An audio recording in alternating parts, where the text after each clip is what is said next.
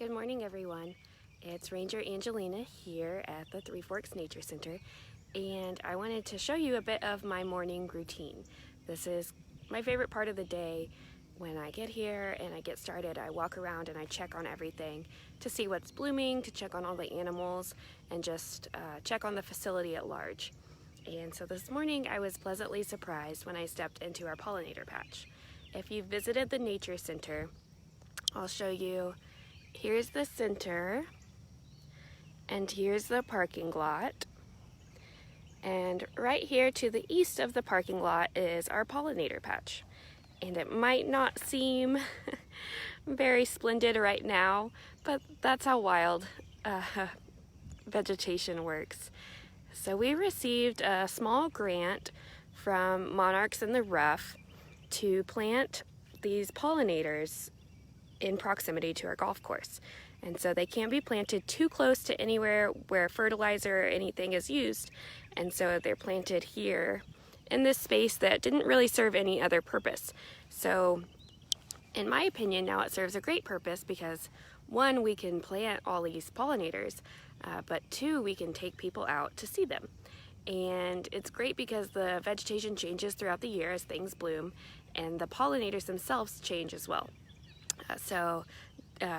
Right now the Luna moths have come through, and I saw some sulfurs yesterday. I've seen some swallowtails, and it will change throughout the season. My background is not botany. My botany teacher would tell you that much, and so I've definitely been learning as I go. And I think that's a great attribute in a naturalist. I should definitely know and have a background to share with you. But if I knew everything, I wouldn't be very approachable, and I wouldn't know what it was like to try to learn as you go, or to remember what it's like to ID things for the first time, because sometimes we take that for granted. Especially, I was raised by a biologist, and so I forget that people don't realize all the little cues on a bird that you have to pick up on to know how to identify what kind of bird it is. So its color, its overall size, its beak shape, how it flies, all those little things add up. And it's similar with plants. I always have to make a zoological reference when I come back to botany. Taurus is greeting everyone, good morning. So this one is probably familiar to a lot of you. This is the Indian blanket. It is the state wildflower of Oklahoma. And if you're doing our summer scavenger challenge, that's a clue for you. And we have a lot of grasses in here too. We have some native grasses. We also have some Johnson grass and some invasives.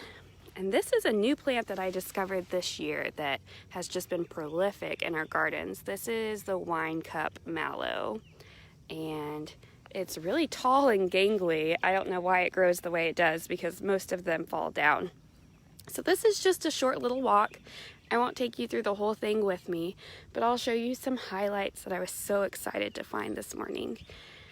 So these little purple flowers were some of the first things to bloom and can be easily overlooked, but the little insects like them.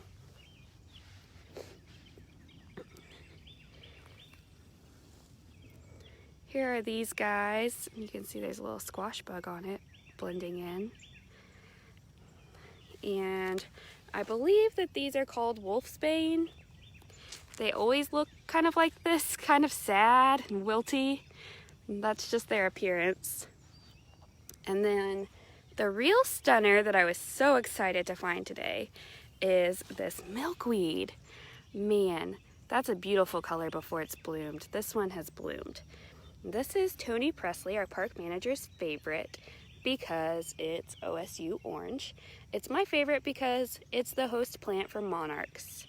And I think it's cool that it's orange, which makes you think of a monarch. It's unrelated, but that's pretty to me. Here's another little Indian blanket. And then back in here, this is a different species of milkweed. This is a green milkweed. And this is just such a cool shape to me. I mean, that's insane. It looks like a spaceship or like one of those back massager things. And you can see there's a little pollinator going. But that's just an amazing looking flower that's easy to overlook because it is green, but once you see it up close, it's really, really cool looking. We've got another one here. I think this is a clasping coneflower. It's in the coneflower family. It's kind of like a black-eyed Susan. That's really cool too. That middle part there. So it's not like here in the Netherlands and there's just a whole vast field of tulips, but there are these little surprises everywhere that you look. And this is just a short little walk. I do recommend spraying down with some DEET to repel ticks and chiggers and then biting insects. We don't spray this to kill those things because those things are related to our pollinators. So we want to attract insects to this area, as well as those arachnids. Oh, here we have a little butterfly. Flew away. So this is nice to walk throughout the summer. And I can't predict the future, but last year it got so tall that it was more like a maze. So Dr. Priscilla Crawford's chiming in, and she really helped motivate me to do this, and then also with advice. And so she helped me with this common milkweed that I was saying I was so excited about.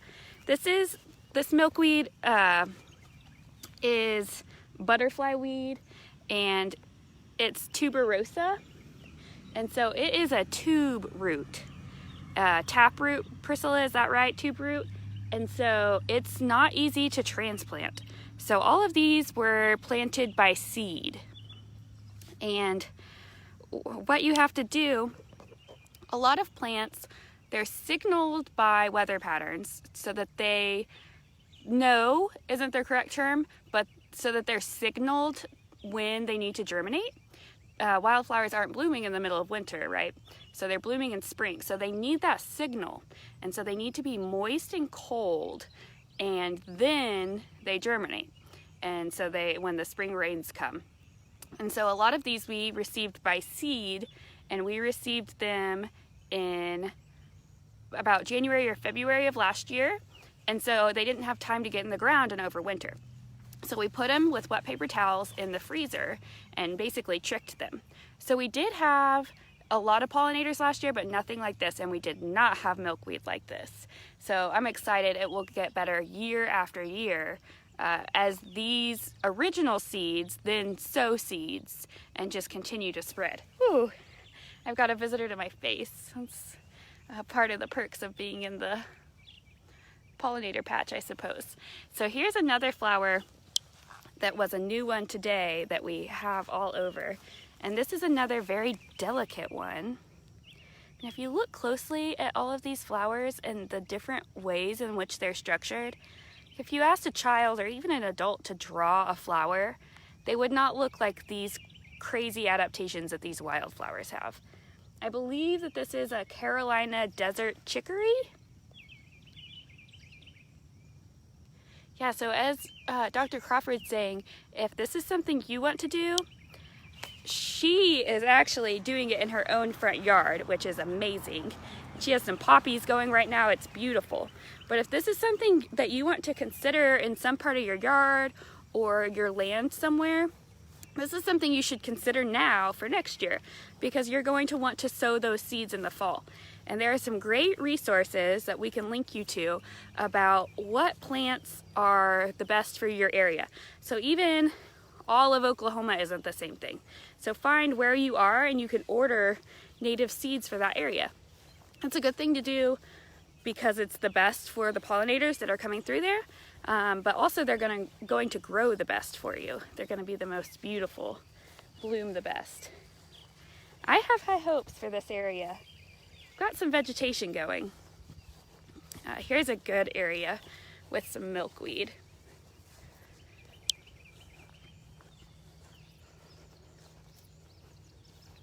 Like I said, they just kind of all started blooming today.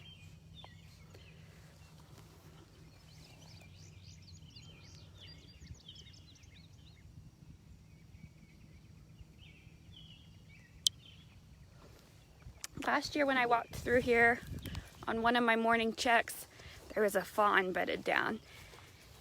And I'm willing to bet that there have been more this year.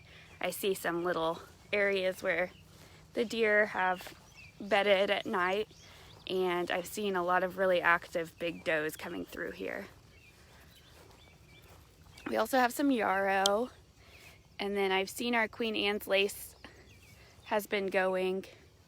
Priscilla, maybe you can help me with that too. I'm gonna have lots of ticks after this. So I think this is Queen Anne's lace. It's really delicate. And then this is the yarrow. They have very different leaves as well. You can see a little spider.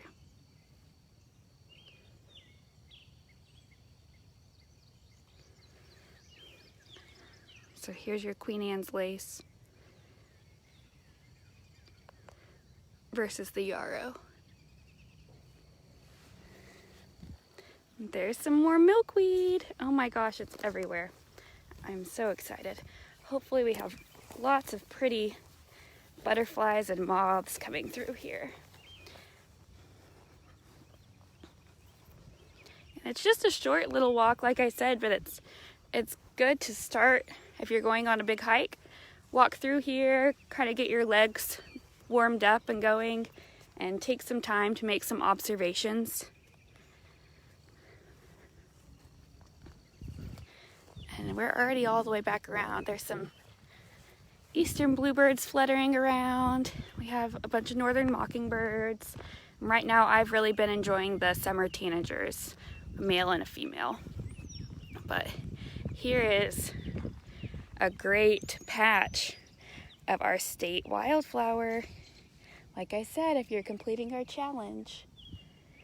And then this milkweed the flower has already died off. This was a pink milkweed. We do have ladybug on it. And I think we have milkweed left to bloom. Oh, here's one that's still blooming.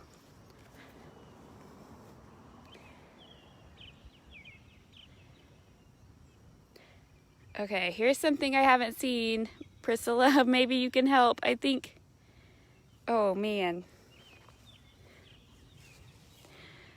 Something laid eggs. Holy cow. They're, I don't know what those are. I believe they're six-legged and they have little wings on them. But there's yellow, and then there's white, and then there's brown. I'll have to look those up.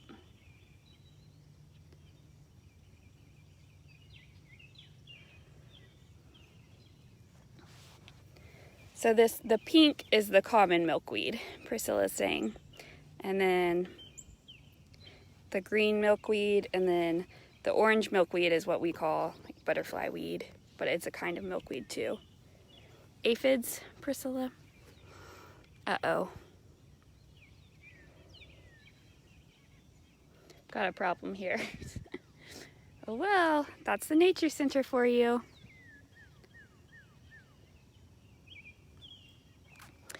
So all of these wildflowers have been going for about 3 months now. They've been beautiful. So hopefully they're still blooming for a while. They're kind of blooming in phases. So come out for our June scavenger hunt, and you can complete our challenges, and you can start right here at the Nature Center and knock a few off.